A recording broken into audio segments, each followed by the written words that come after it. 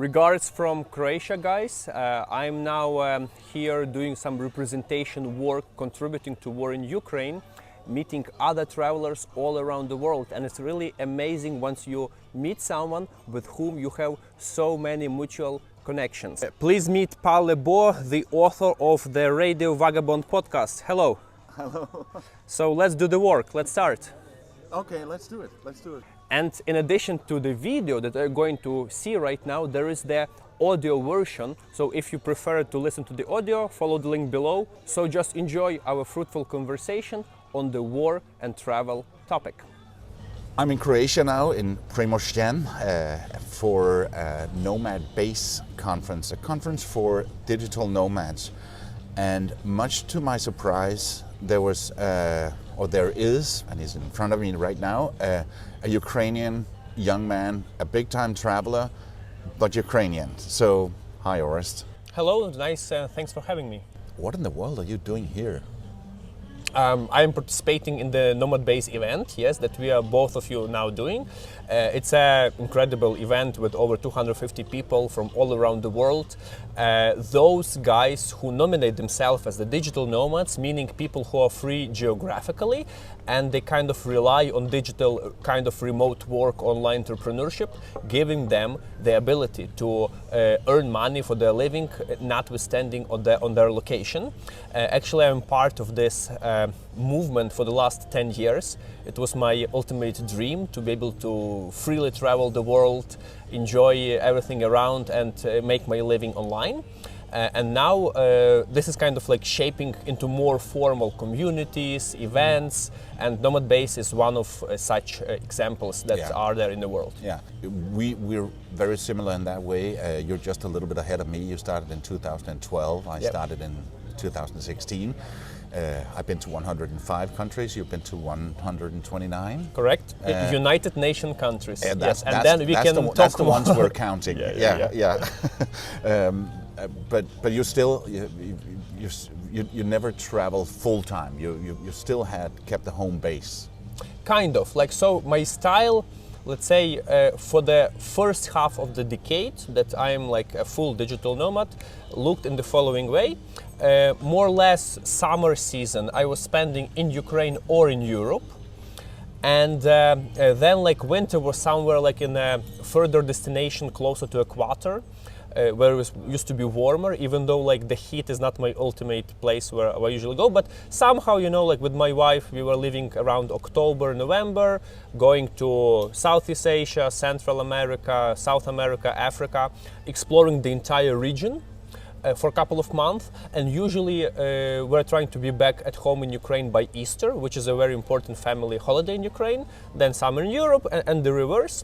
And once we ran out of regions where we will be able to spend so much time, like meaning like 4 or 5 months in a row, and also maybe grew older a little bit, we started to rely more on our home base in Lviv, which is in Western Ukraine, and do more faster trips, but for the shorter period of time, with coming back to our city. So did you travel alone or with your wife, or how was that? I would say that 70% of my trips I did together with my wife.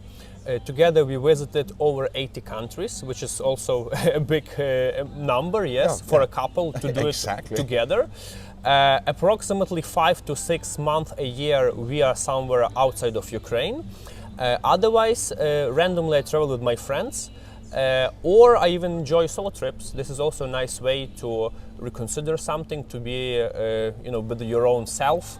And the foreign community embraces you much faster when you are alone, actually, because you don't, spare time with your another close community that you came from abroad. Exactly. So I do all types of travel. And I know that the people listening, they're probably wondering how are you able to do that? I know that you're a trained lawyer, but that's not the main income now. It's more into marketing. Yeah, not at all. So I graduated as a lawyer, international commercial law in Ukraine. Then I did a few internships abroad, including Poland, Croatia, where we are now, and India.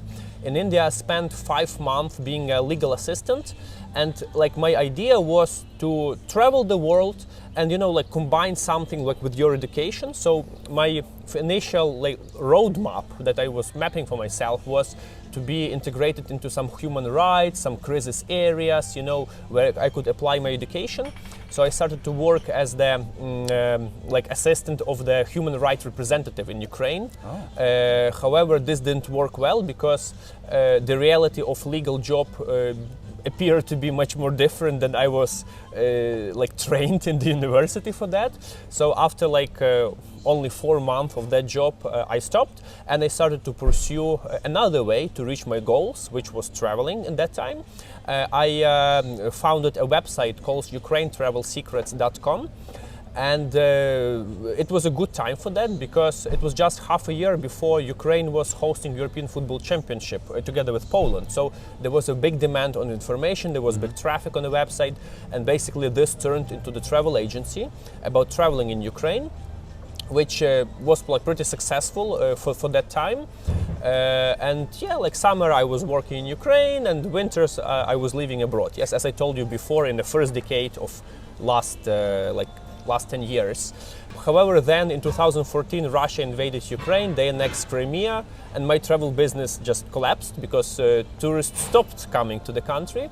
So I had to look for other opportunities. They stopped coming to the country as a whole? At least at the same volume as it used to be before. Because if you think of football championship, like this is the third most important sport event in the world, and Ukraine was the hosting nation. So it completely opened up to the entire world, and it was very busy, but when the global media started to picture war in Ukraine, even though it was far away in the Donbass, it still psychologically, tells people like you cannot go to this country. And this happens to other, as soon as the media tells about the war in a particular place, you don't think go there as a travel destination. No, and even with the current war in Ukraine, I was in Hungary and just in Budapest, and there were some Americans writing to me,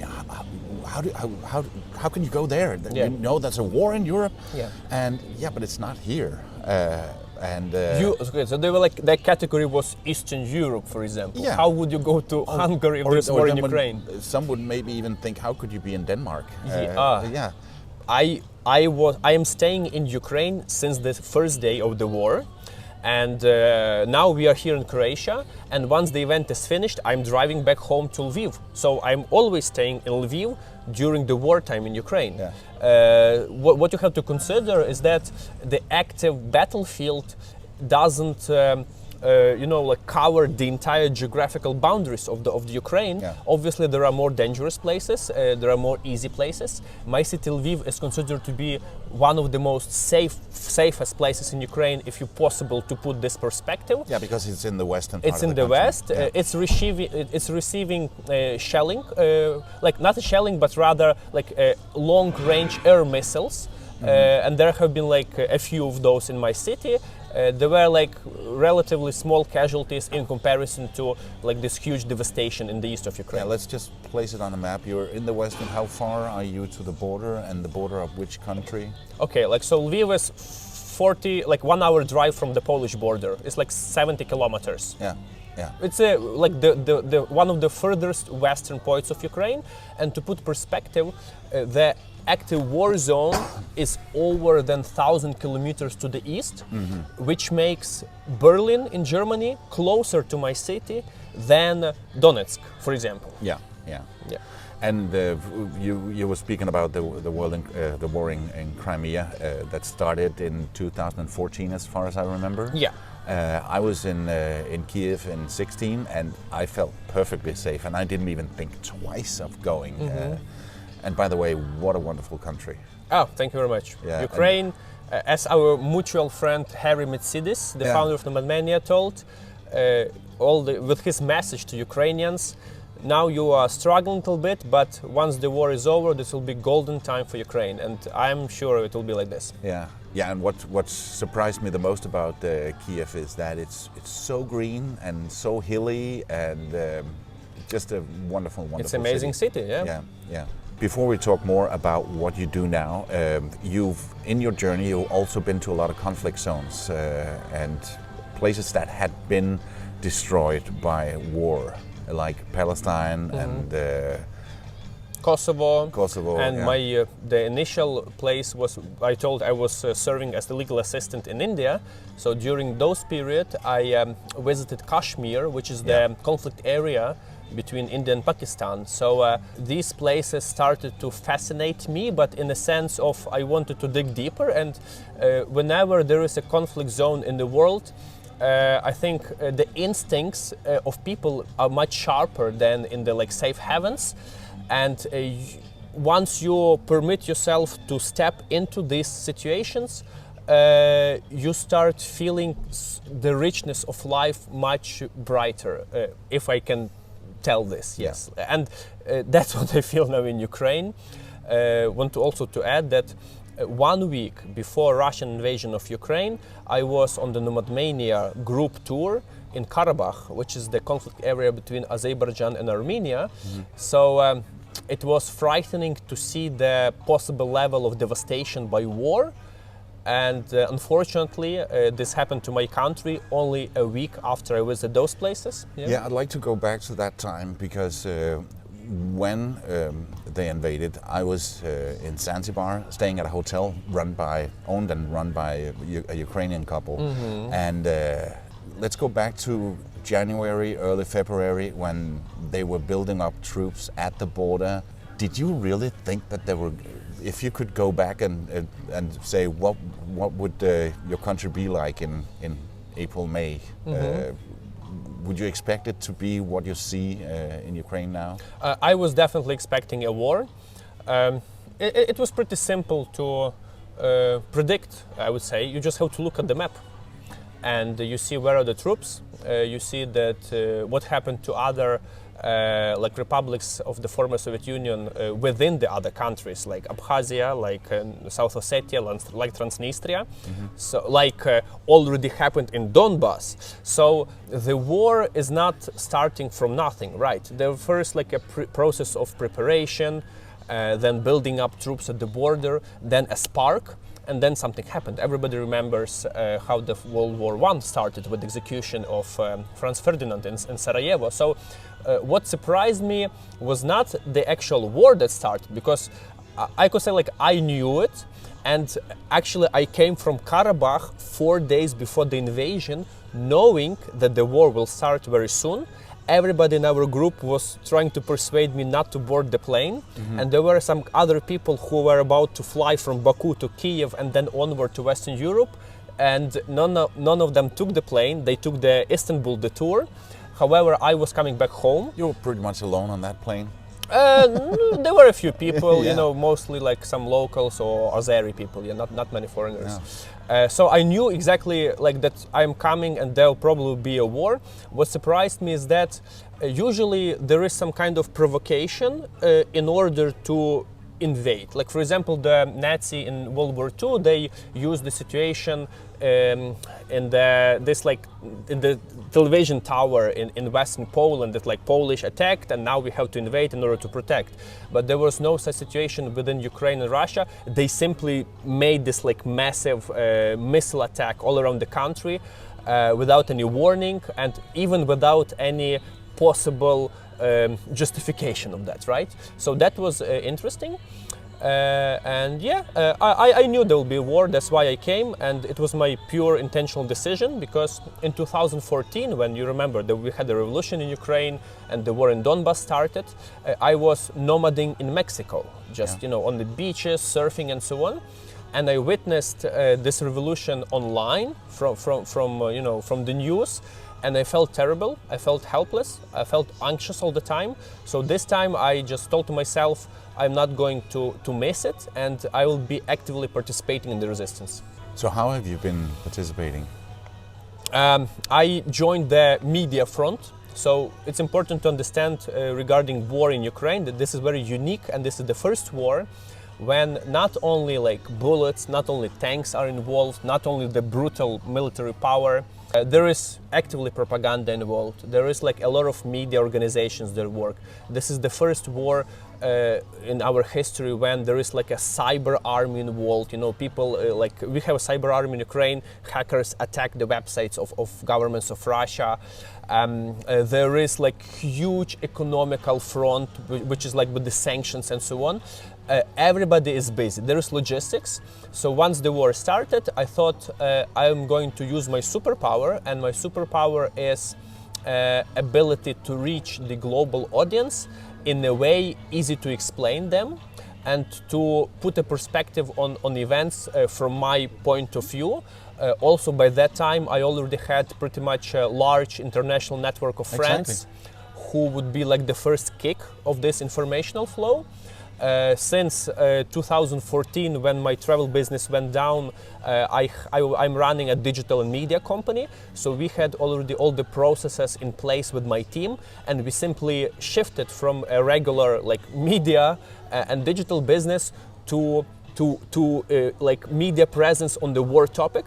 Yeah. It was pretty fast decision for us, and I can say that we are pretty effective, and that's my contribution. Also, I am the honorary ambassador of Lviv, of my city. So, for example, now on the conference, I do the representational work. Yes, I speak about the topic, I engage different organizations to continue supporting Ukraine. Before Croatia, I was in Italy meeting like local NGOs, establishing contacts with the hospitals to deliver medical supplies. You know, so I'm like on the media and unofficial diplomatic part. Let's put it that way. Yeah. Were you afraid that they were going to give you a machine gun and say, go out and fight? Absolutely not. According to the procedure, when the war started, as all the other male in Ukraine, I took my military ticket that we get after the finishing high school, and I went to the military union, military facility. And there you just apply and they tell you what you do next. So it appeared to be that I am in one of the latest possible waves of inscription, because there are particular procedures, right? First you have the active military personnel, then you have people in the reserve, then you have people who used to serve in the army before, then you have people who let's say were studying in the university and they were taking this extra theoretical course of military subject. I took none of those, and basically if I will get conscripted, it will be like one of the last waves. However, I'm not the guy who is just sitting there and not doing nothing. From the first days, I decided to actually participate in what I just explained. And not to make it a funny pun, but you're probably better shooting with a camera than with a gun, and more helpful. Absolutely, absolutely. There is it's important to understand that everybody whom I know, every citizen of Ukraine is somehow involved in the war. Yeah, there are people who are on the front line, they are the main heroes, they're taking the biggest risk, obviously, yes. But there is entire huge industry, economy, logistical machine that is supporting the war, right? There is diplomacy, my wife is involved into the cultural part. She is visiting different art organizations, establishing contacts with them. She were on Biennale in Venice talking about the war from the cultural perspective. They are blocking Russian initiatives on the cultural level, right? I'm doing this representation and media support. I'm helping foreign journalists. I drive with them to the conflict areas and we show the pure information. Yeah. There are tons of people who are into logistics, because this is one of the main parts in the war to supply the front line. Everybody is involved. Yeah. Yeah, and we also see it with your president, that it's so important that getting the message out with all the false information coming from within Russia. It's important that the message gets out about what is like. So let's talk a little bit about your videos. You transformed your YouTube channel into basically you going around Ukraine, showing the rest of the world what it's really like.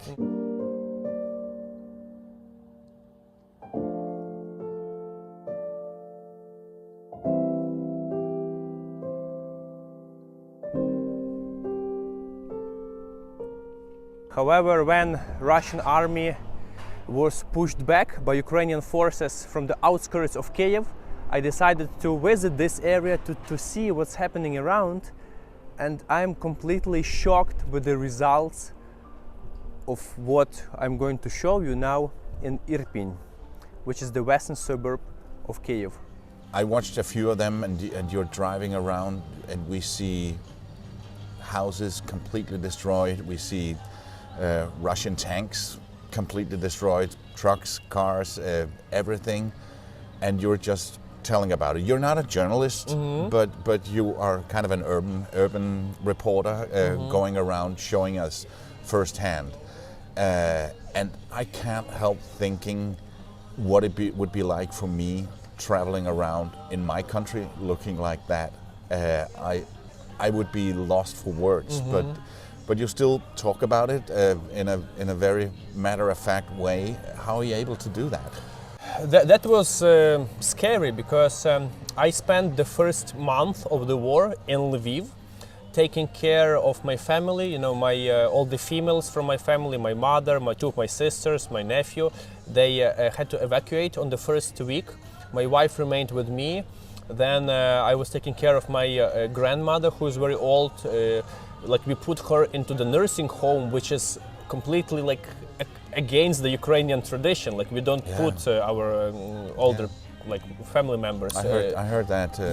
What was it like? Because I heard it. It was very. It was probably the most touchy and the most emotional experience during the war, and it was the final housekeeping project for me before I like kind of started to think more rationally. Because when the war starting, you know, you function on the instinct survival level. And so first, like, you do the water supplies, you refill the car, you try to get some kind of like care of the basic finances. Then your family becomes in a safer place abroad. But my grandmother, she's like so old, it would be like such a big drama to take her out abroad. So, but her apartment is near the airport in Lviv, and it was really like nobody wanted to be in the position when the airport is like bombed, then the entire neighborhood is like locked, and we're not able to get her, right? So we did this with my father, and after that, during that time, it was like really touchy because like my grandmother was the one who was taking care of me when I was small. My parents were working all the time, and now kind of like I had to, you know, you have to put socks on her, you have to take her out. That was like really, really tough emotionally for me. But once this was settled, I felt like, okay, now I can regroup and I can like fight back, you know. And that was like the turning point when I already didn't have to think of the housekeeping things, the security anymore. That I could focus on the resistance. Yeah. And she is fine. She's in a safe place. My ladies, my mother and both sisters, are eventually. Very soon they are coming back, returning home, because now we can predict more or less the situation and our family will be united again. But that was like really tough to go through. And when I started like visiting the liberated areas of Ukraine, because north of Ukraine around Kyiv was under occupation for around a month, that was shocking first to see. You just drive along the highway. I drove on the second day after the highway between Lviv and Kyiv became opened again, and you see the destroyed bridges, so you have to take over. You see the buildings destroyed. First, it's a shock. You don't believe, like you don't understand what's happening, and once you stuff your mind like for like more and more, and you see this like day 2 or 3, it's crazy to tell, but you get used to it, and you just process it more calm.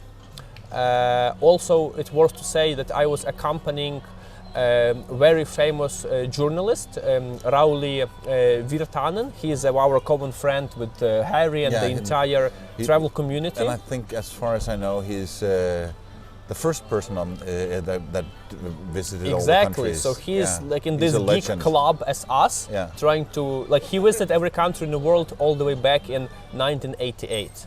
So this was a huge privilege for me. He's the OG. Correct. It was the huge privilege for me just to work together with him. We feel very friendly because we are from the same group, and I was driving, he was like pointing me out on things. He is the guy with the experience that started his war reporting all the way back in the Vietnam War, 1972. Can you believe it? Yeah. Since then he was reporting from all major conflicts, including Cambodia, 13 times Afghanistan. So thanks to his presence, I got the perspective on things also from the experience of his, through his eyes a little bit. And this just kind of like probably helped me to keep on. There were situations when I could not carry on. I told him, like, Rauli, like I cannot ask this lady about their parents or about their relatives who just died recently. Like, don't push me to talk more about this. But he told, like, no, our work as reporters is to deliver the truth, just try to act professionally. And so I'm very grateful to him for that. Yeah, so he pushed you to do something that you didn't really feel like, but it was important. I understand that it was really important. How did they react when did they want to talk? Differently, some people were just speechless. Some people were telling about this. Some people could not answer if you ask them. And there are a bunch of different stories, starting from losing a house and finishing with dead relatives. So I was present together with Rauli in Bucha on the excavation, and with our presence, over 2 dozen of bodies have been taken out from the ground. With all the smell around, with all the relatives who were not sure if there are their loved ones among those people, and it was hard to recognize faces after 3 weeks in the ground. That was like a life-changing experience for me. What can we do? What can we do to help?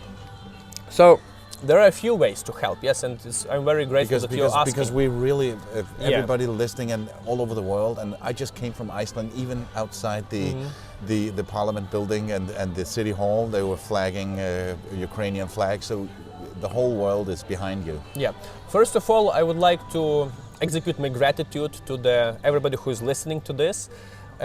It's the first time in the history when the entire world is united against one matter. Yes, this is the first time when you can clearly see and draw a line between good and bad.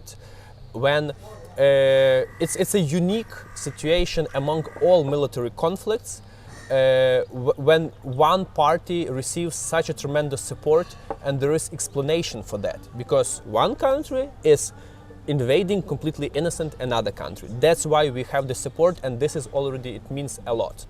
Secondly, what's possible to help, what are the action steps? There are different priorities, I would put them. Number one is supporting the military. Our army is having a lot of support, but it has to continue getting support from people. So we can put below the video, the audio, links. You can just simply donate directly to the army, because if Ukraine loses the war, all other things don't really matter. And if Ukraine loses the war, the next can be any other country, right? Secondly is choosing, but at the same time, I understand there are many people out there who tell, okay, I want to support Ukraine, but I don't want to contribute to the killing machines or guns or so on. That's fine. So in that case, you are free to choose any organization out there in Ukraine which resonates to you. NGO that takes care of displaced children, NGO that does the food, the humanitarian work, the medicine, do and support those NGOs directly that are within your preferences. Thirdly, most probably you are already you have some business, or you work in some company, or you work in other organizations, is to slightly shift your main focus, doing what you're already doing actively, but just branch it out towards Ukrainian needs. For example, we are now in the Digital Nomad conference, and I tell many people, hey guys, if you have the company that you employ people online, or you teach people how to get a job online, create a special landing page how Ukrainians can get a job online. Yes, if you are in the if you have a pharmacy, for example, donate 10% of things that you sell to buy medicine for Ukraine, So I'm not asking to do to sacrifice something, simply continue doing what you already do, but branch it a little out towards the Ukrainian needs. And third and fourth is I don't know, like subscribe to my to my profiles, Facebook, Instagram, YouTube. Since the day one of the war, I am reporting everything, trying to do this like as much transparent as possible. Telling the truth, what I see with my own eyes. I'm not competing with the loud headlines of media. I just present what I see. Yeah, and that will be also nice support, helping me to spread the message. Exactly. Finally, how do you see this end? Because when the whole thing started, I thought, I don't really see any way this will end. I don't see Putin saying, this was a mistake, I'm going back, sorry. I don't see that happening. And also at the same time, I don't see the Ukrainian people ever giving up. It'll be last man standing. So a year from now, what's it going to be like? Is it going to be a part of Russia, or is it going to be back to Ukraine and peace again? And first of all, I really hope it will not last for a year. Secondly, is that it's so unpredictable. Like, who would imagine 2 months ago that Ukraine will resist, that Ukraine will not fall, as many people were expecting to, right?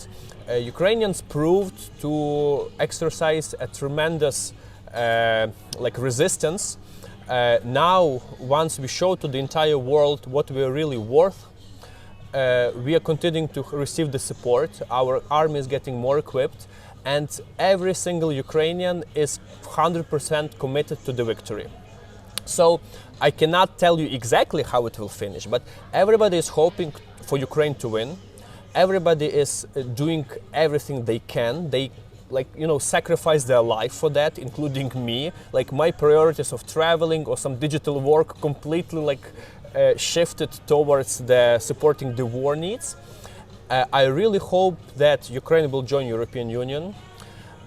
And this is the chance for not only for Ukraine but for the Europe and the entire civilized world to finally put a mark in the Ukrainian question. Transnistria has to be resolved. It cannot be sandwiched between Moldova and Ukraine. Yeah, for the people who don't know, Transnistria is this little autonomous thing, area, actually within Moldova, but when I was in Transnistria, even the buses said our future is with Russia, so they're very Russia friendly. But they have their own border control, they have their own money. The coins are made out of plastic, by the way. So it's a little funny thing going on. So that has to be settled. It cannot stay. No.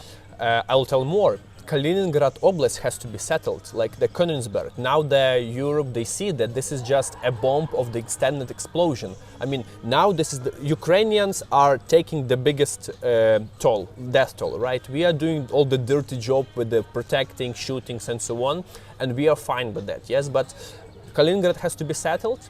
And what I really believe from the historical perspective, if you go down to the human level, it's terrible. We all die, people die, destroy cities and so on.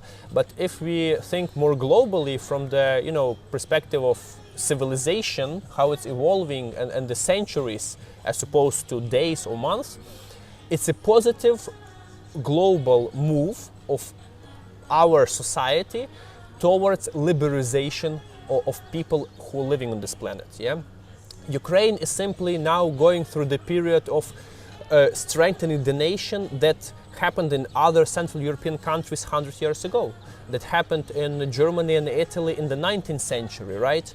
And Ukraine is the next one. Now we see how the spirit grew. So once the war in Ukraine will be finished, you will see the next one will be Belarus, because Belarusian people, they are trapped in the autocratic regime, and they also belong to the European family that they deserve to.